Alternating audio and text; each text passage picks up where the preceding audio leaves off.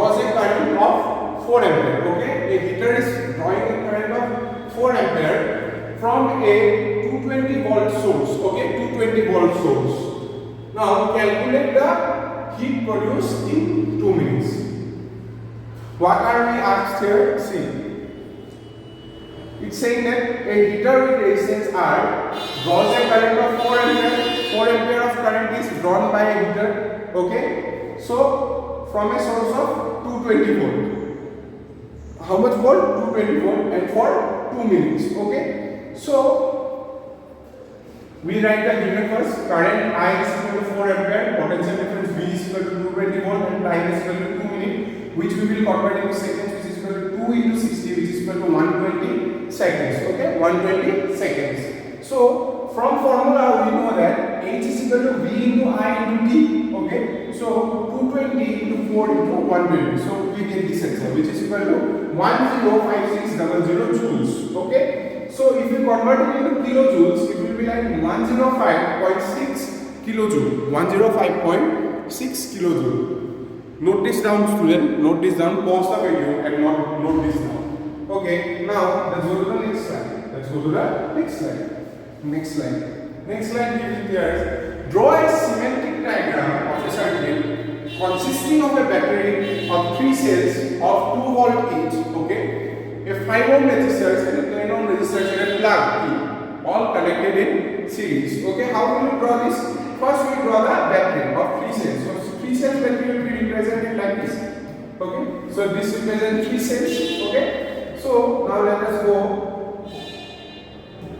and draw the 5 ohm resistance. 5 ohm resistance is represented like this. So resistance is represented like this, and 10 ohm resistance. Okay, okay. So and a plug key, Okay, okay. So we have 3 cells of 2 volt, so it will be 6 volt battery. Okay, so we will 5 ohm, 10 ohm, and this is a plug. Okay, so this will be the schematic diagram of the asked question. Okay, so now let's go to the next question. The next question states that define resistivity. Write its SI unit. How does the resistivity of a material vary with temperature? Okay, how does the resistivity of a material vary with temperature? What does this ask there? It is asking us to define resistivity, and it is asking us to give its SI unit, and how does the resistivity of a material vary with temperature. Okay, now let us see. So what is it here?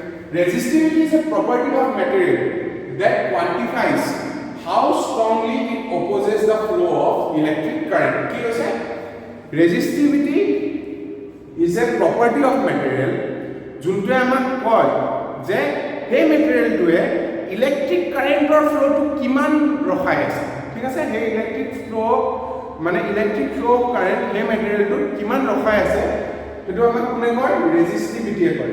Kune koy resistivity e koy. Thik ase, it is defined as the resistance offered by a unit cube of material to the flow of electric current when the current is applied perpendicular to its surface. ठीक है sir? This is not very important, but this is not very important. This is not very important. You don't need to write this. Okay? That's it, clear, sir? Write the SI unit of resistivity. So SI unit of resistivity is ohm meter. Okay, this is ohm meter. Clear, sir? As you saw, how does the resistivity of a material vary with temperature? Resistivity of a material temperature or keneke vary kore. ঠিক আছে, so এটা আমার ওচৰত তিনটা বস্তু আছে, conductor, semiconductor, ইনসুলেটৰ। এটা তোমালোকে ক্লাস 10 যেতিয়া আমি পঢ়িছো তেতিয়া তোমালোকে সেমিকন্ডাক্টৰ বস্তুটো কোৱা নাছে, কন্ডাক্টৰ আৰু ইনসুলেটৰ এটা পাবা। এটা যদি সিম্পলি ক'বলৈ যাওঁ, কন্ডাক্টৰ আৰু সেমিকন্ডাক্টৰ আৰু ইনসুলেটৰ কি হয় জানা? এটা সেমিকন্ডাক্টৰ কি হয়?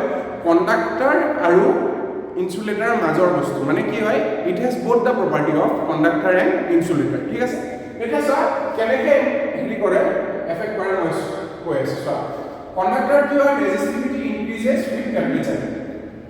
At higher temperature, atomic vibration increases, leading to more collision of electron and greater resistance. ঠিক আছে, কি হয়? যেতিয়া টেম্পারেচার বাঢ়ি যায়, এটমছৰ মুভমেন্টটো বেছি হৈ যায় এটমছৰ মুভমেন্টটো বেছি হৈ যায় কি হয় তেতিয়া কলিজন বেছি হয় কলিজন বেছি হৈ যোৱাৰ লগে লগে কি হয় কণ্ডাকশন কম হয় হিট কণ্ডাকশন কেনেকৈ হয় এটা মলিকুলৰ পৰা এটা মলিকুললৈ যায় হয় না তেনেকৈ ইলেক্ট্ৰিক কাৰেন্টৰ ফ্লো এটা মলিকুলৰ পৰা এটা মলিকুললৈ যায় যেতিয়া হিট কৰি দিয়াৰ লগে লগে কি হ'ব ই য'তে ত'তে ঘূৰি ফুৰিব য'তে ত'তে ঘূৰি ফুৰাৰ লগে লগে কি হ'ব ইয়াৰ ইলেক্ট্ৰিক কাৰেন্টৰ ফ্লোটো কম হ'ব মানে কি হৈ যাব ৰেজিস্টিভিটি বাঢ়িব কি বাঢ়িব ৰেজিস্টিভিটি বাঢ়িব ঠিক আছে next was semiconductor resistivity decreases with temperature temperature increase generates more charge carrier দেখিছানে টেম্পারেচার যেতিয়া বাঢ়ি যায় মই যে কৈছো ইয়াত ইনসুলেটৰ ক্যাৰেক্টাৰ আছে টেম্পাৰেচাৰ যেতিয়া বাঢ়ি যায় কি হয় ইয়াত চাৰ্জ ক্যাৰিয়াৰ জেনাৰেট হয়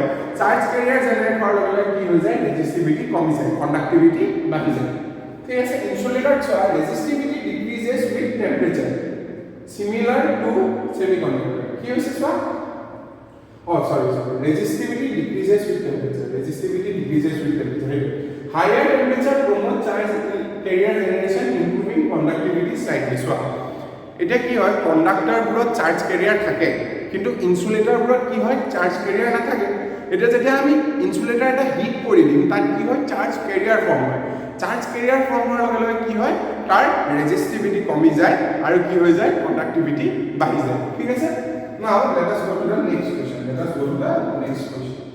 next question is কি কৈছে আমাৰ next question is why are alloys commonly used in electrical heating device ঠিক আছে চোৱা alloy কি হয় mixer of two metal what are alloys বুলিলে alloys মানে কি হয় যেতিয়া দুটা মেটেল মিক্স কৰি পেলাই আমি এটা কম্পাউন্ড পাওঁ তাকে আমি কি বুলি কওঁ alloy বুলি কওঁ ঠিক আছে এতিয়া চোৱা alloy কিয় ইলেক্ট্ৰিকেল হিটিং ডিভাইসত ইউজ কৰে বুলি সুধিছে ঠিক আছে তাৰ আমি কিছু প্ৰপাৰ্টি কিছুমান চাম আৰু তাৰ লগতে আমি এক্সপ্লেনেশ্যন চাম কি আছে স্যাৰ alloy কি প্ৰপাৰ্টি থাকে হাই ৰেজিস্টিভিটি alloy has a property of high resistivity so কি হয় allows the generation of significant heat when an electric current flows through it ঠিক আছে যিমানে বেছি ৰেজিস্ট্যান্স হয় এটা কণ্ডাক্টৰৰ তেতিয়া কি হয় তাৰ হিটিং এফেক্টটো বেছি হয় না সেইকাৰণে কি হৈছে ৰেজিস্টিভিটি বেছি কাৰণে হিটিং এপ্লায়েন্সত আমি ইউজ কৰো ঠিক আছে লো টেম্পাৰেচাৰ কোএফিশিয়েন্ট অফ ৰেজিস্ট্যান্স মানে কি ensure steady and unpredictable heating performance across a range of temperature so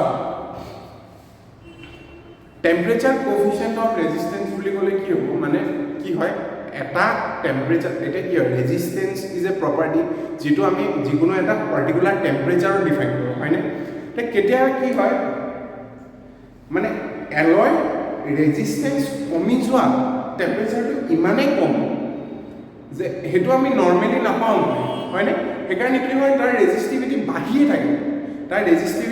থাকে সেইকাৰণে কি হয় তাত স্টেডি হিট কণ্ডাকশন জেনাৰেট কৰিব পাৰে ঠিক আছে এটা হাই মেল্টিং পইণ্ট মানে কি হৈছে এলয় কৰা মেল্টিং পইণ্ট বহুত হাই হয় সেইকাৰণে যিমান হিট প্ৰডিউস কৰিলে ই গলি নাযায় ঠিক আছে ডিউৰেবিলিটি এণ্ড মেকানিকেল ষ্ট্ৰেংথ বহুত ষ্ট্ৰং হয় এলয়বোৰ সেইকাৰণে যেতিয়া গাড়ী চকাত কি ইউজ কৰে এলয় হুইল ইউজ কৰে নে কিয় ডিউৰেবিলিটি এণ্ড মেকানিকেল ষ্ট্ৰেংথ হয় ঠিক আছে তাৰপিছত চোৱা বাকিকেইটা বস্তু ইমানটা ইম্পৰ্টেণ্ট নহয় তোমালোকৰ কাৰণে মই এটা লৈ আহিছিলোঁ বাট for class 10 it is not very important so you need to note this point and this point the 4 points are enough for this question ठीक है to get full marks so we need to study by exam point of view knowledge point of view is gone now the time for knowledge point of view is gone now we need to just prepare according to exam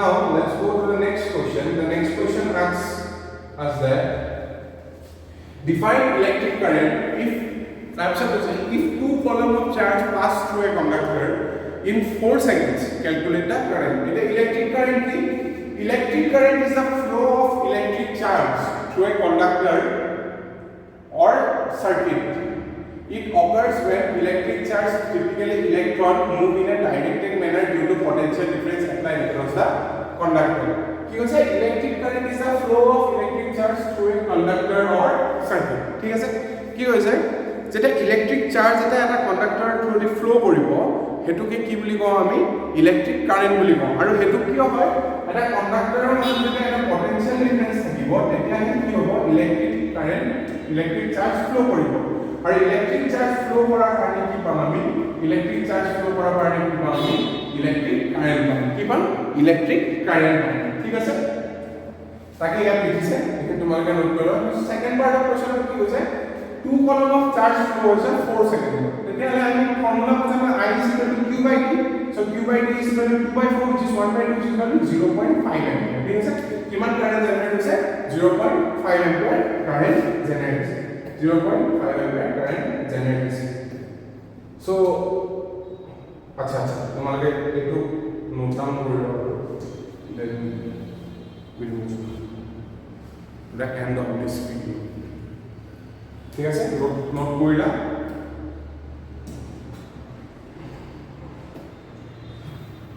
so I discuss some questions তোমালোকৰ মাজত মই কিছুমান questions discuss কৰিলো ঠিক আছে মই আকৌ এনেকুৱা ভিডিও লৈ আহিম আৰু গোটেইখিনি চেপ্টাৰৰ ভিডিও লৈ আহিম ক্লাছ 10 ৰ ফিজিক্সত ঠিক আছে যাতে তোমালোকে এক্সামৰ আগত কিছুমান ইম্পৰ্টেন্ট কোৱেশ্চন পাই যোৱা ঠিক আছে আৰু আমাৰ টেষ্ট সিৰিজ চলি আছে আমাৰ চেণ্টাৰত which is Sushila Academy of Excellence located in Jorhat ঠিক আছে তোমালোকে আহি আমাৰ টেষ্ট সিৰিজ জয়েন কৰিব পাৰা জয়েন কৰি পেলাই একটা প্ৰপাৰ এক্সামিনেশন এনভায়ৰনমেন্টত নিজক কি কোৱা নিজক তোমালোকে জুখি চাব পাৰা যে তোমালোক কিমান প্ৰিপেয়াৰ হৈছে ঠিক আছে thank you will come back with next good video